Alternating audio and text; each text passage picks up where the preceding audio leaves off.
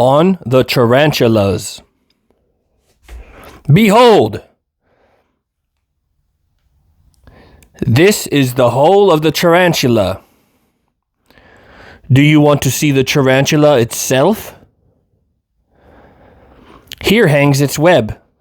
Touch it, that it tremble.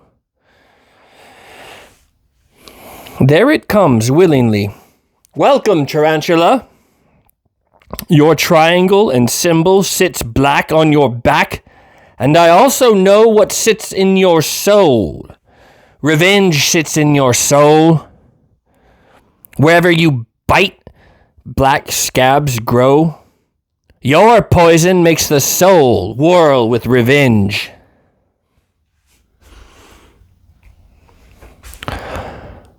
Thus I speak to you in a parable. You who make souls whirl, you preachers of equality, to me you are tarantulas and secretly vengeful, but I shall bring your secrets to light. Therefore I laugh in your faces with my laughter of the heights. Therefore I tear at your webs, that your rage may lure you out of your lie holes, and your revenge may leap out from behind your word justice. For that man be delivered from revenge. That is me, the bridge to the highest slope, and a rainbow after long storms. The tarantulas, of course, would have it otherwise. What justice means to us is precisely what the world be filled with storms of our revenge. Thus they speak to each other. We shall wreak vengeance and abuse on all whose equals we are not. Thus to the tarantula hearts vow. And will to equality shall henceforth be the name for virtue, and against all that has power we want to raise our clamor. You preachers of equality, the tyrannomania of impotence clamors out of you for equality. Your most secret ambitions to be tyrants thus shroud themselves in words of virtue. Aggrieved conceit, repressed envy in words of virtue. Perhaps the conceit and envy of your fathers erupt from you as a flame, as the frenzy of revenge. What was silent in the Father speaks in the Son, and often I have found the Son, the unveiled secret of the Father. They are like enthusiasts, yet it is not the heart that fires them, but revenge. And when they become elegant and cold, it is not the spirit, but envy that makes them elegant and cold. Their jealousy leads them even on the paths of thinkers.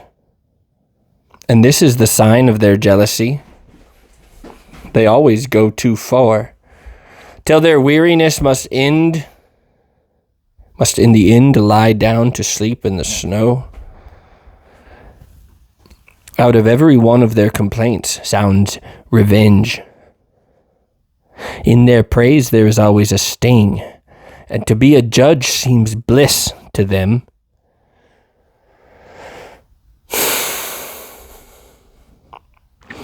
But thus I counsel you, my friends, mistrust all in whom the impulse to punish is powerful. They are people of a low sort and stock. The hangman and the bloodhound look out on their faces. Mistrust all who talk much of their justice. Verily, their souls lack more than honey, and when they call themselves the good and the just, do not forget that they would be Pharisees if only they had power. My friends, I do not want to be mixed up and confused with others. Some preach my doctrine of life and are at the same time preachers of equality and tarantulas. Although they are sitting in their holes, these poisonous spiders, with their backs turned on life, they speak in favor of life, but only because they wish to hurt. They wish to hurt those who now have power, for among these the preaching of death is still most at home. If it were otherwise, the tarantulas would teach otherwise. They themselves were once the foremost slanderers of the world and burners of heretics.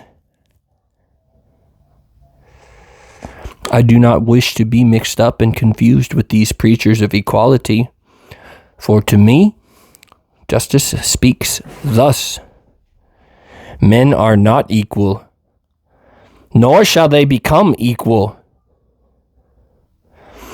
What would my love of the overman be if I spoke otherwise?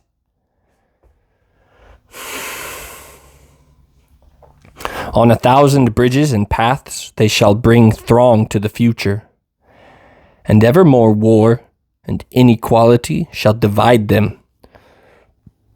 Thus does my great love make me speak. In their hostilities they shall become inventors of images and ghosts, and with their images and ghosts they shall yet fight the highest fight against one another. Good and evil, and rich and poor, and high and low, and all the names of values, arms shall they be and clattering signs that life must overcome itself again and again.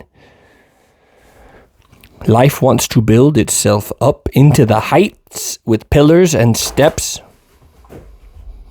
It wants to look into vast distances and out toward stirring beauties. Therefore, it requires height. It requires steps and contradiction.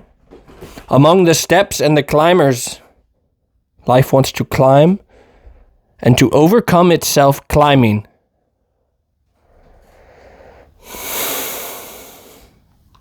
And behold, my friends, here where the tarantula has its hole, the ruins of an ancient temple rise.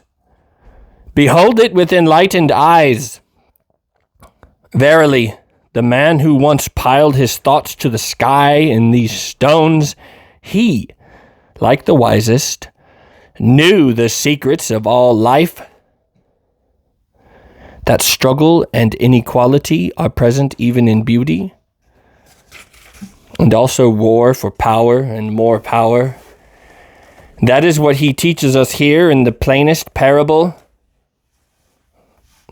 How divinely vault and arches break through each other in a wrestling match.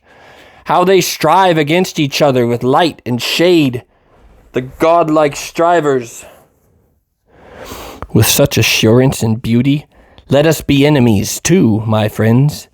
Let us strive against one another like gods.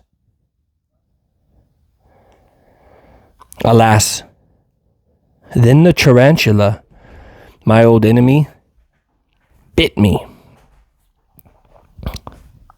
With godlike assurance and beauty, it bit my finger.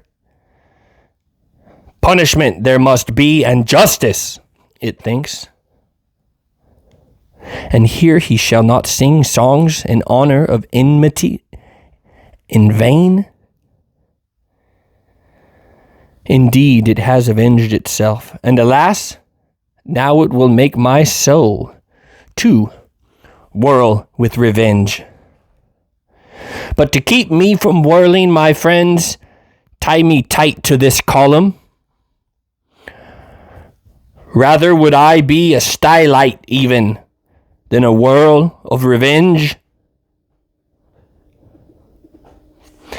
Verily, Zarathustra is no cyclone or whirlwind, and if he is a dancer, he will never dance the Tarantula. Thus spoke Zarathustra.